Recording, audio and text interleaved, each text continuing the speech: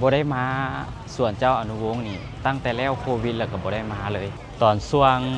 เรียนม.ปลายตั้งแต่ปี 2012 2013 2014 มาตลอด แต่ว่าเดี๋ยวนี้หั่นบ่ได้มาแล้วตั้งแต่แล้วโควิดก็บ่ได้มาเลยห้านค้ายังหลายคือเก่าคือขึ้นคือเก่าคนก็บักหลายข้างหลังคอยจะเป็นโซน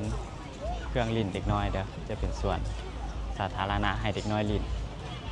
เดี๋ยวสิพาย่างเลาะไปขายเกิบขายเสื้อผ้าหนาแน่นขนาดคนกับมาหลายได้มาเลือกซื้อเครื่องหลายได้คือขึ้นขนาดบ่คิดว่าคนสิมาหลายปานนี้บ่ได้มาดนล่ะบางคนก็ตั้งใจมาเลาะซื้อเครื่องบางคนก็มาย่างลิ้นซื้อบางคนมาย่างออกกำลังกายแล้วก็มาย่างลิ้นพวกเจ้าเบิ่งคนไหมบักหลายเห็นบ่คือขึ้นขนาดขอโทษข้างหลังข่อยตัวนี้จะเป็นห้านขายเกิบ25,000ตะกี้นี่ข่อยซื้อไซตลอดได้ไผอยากได้เครื่องนุ่งเกิบเครื่องประดับเคสโทรศัพท์มาเลาะอยู่ส่วนเจ้านี่บ่ได้อึดเลยโซนนี้หันส่วนหลายจะเป็นมีแต่คนเวียดนามขายตัวโซนตัวนี้โซนนี้มีแต่ห้างเสื้อผ้าไปเลย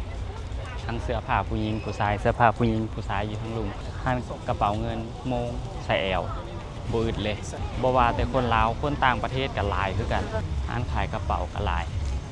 กระเป๋าแฟชั่นห้างขายเครื่องสำอางนี่ก็หลายห้างคือกันน้ำหอมอีหยังก็หลายเลาะซื้อได้หาได้บ่ยากเลยห้างตุ๊กตาซื้อไปให้แฟนซื้อไปให้น้องแต่ก่อนหั่นอยู่โซนนี้หั่นหมู่ข่อยเคยมาขายเครื่องแต่ว่าเดี๋ยวนี้เราบ่ได้มาขายละหลายห้างก็ย้ายออกหลายห้างก็เข้ามาขายใหม่เรื่อยๆตั้งแต่สมัยข่อยอยู่ม.ปลายห้างนี้ยังอยู่คือเก่าห้างขายเครื่องบ่นอนแล้วก็ผ้าเช็ดตัวอหยังและห้างเกิบตัวนี้ก็บ่ฮู้ว่าคนเก่าหรือคนใหม่แต่ว่าค่อยเห็นมาแต่โดนแล้วห้างเกิบตัวนี้ค่อยพาพวกเจ้ามาเบื้องนี่เบื้องต้นไฮเบื้องนี้ก็จะขายเครื่องแบบพวกประดับพวกเครื่องคล้ายๆแบบของเก่าอย่างนี้ใส่แขนนี่ยังเห็นป่ะจะเป็นสไตล์นี้ยูนี่แต่โดนได้ห้านขายเครื่องสไตล์นี่นะตัวโซนตัวนี้หันคนบ่ค่อยมาหลายปานใดเขาจะไปแยกตัวนั้นโซนตัวนี้ก็ขายเสื้อผ้าส่วนหลายเสื้อผ้าก็มีแต่สไตล์แบบคล้ายๆกันเบิดเลยแตกต่างกับมีบ่หลายมีบางห้าง2ห้างที่มันแตกต่างไป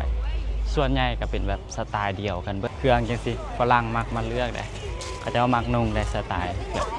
กาฮูบสร้างกาสร้างอย่างซี่นะตอนนี้ข่อยมาฮอด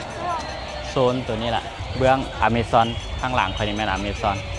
ทางนี้จะแม่นทางลงไปแบบอันบอลเครื่องลิ้นเด็กน้อยนะโซนนี้หั่นสิเป็นเครื่องวัยรุ่นตะกี้ข่อยก็มักมาเลือกซื้ออยู่โซนนี้เลยมันมีตัวงามๆตัวเท่ๆหลายแต่ว่าเดี๋ยวนี้หันก็หายไปหลายแล้วก็ใกล้สิสุดละย่างไปอีกจะหน่อยก็สุดละเขตนี้ก็สิมีร้านขายแว่นตาเห็นมาแต่โดนแล้วได้ร้านขายตัวนี้ก็ได้เสื้อผ้าแฟชั่นของผู้หญิงฝั่งนี้ก็เป็นเกอร์เป็นเคสโทรศัพท์ใกล้สิจบละไปฮอดถึงหันก็จบแล้วมาฮอดนี่ก็สุดตลาดบอลกับเจ้าขายเครื่องละตัวนี้ก็เป็นวงเวียนตัวนี้เป็นห้องแฮมกับเจ้าเฮ็ดขึ้นมาใหม่ก็มีแต่ประมาณนี้ใครอยากซื้อเครื่องซื้ออย่างกะมาซื้ออยู่นี่ได้ห้านหลายคือเก่าห้านค่าหลายคือเก่าตัวนี้ก็เป็นบอลฝากรถ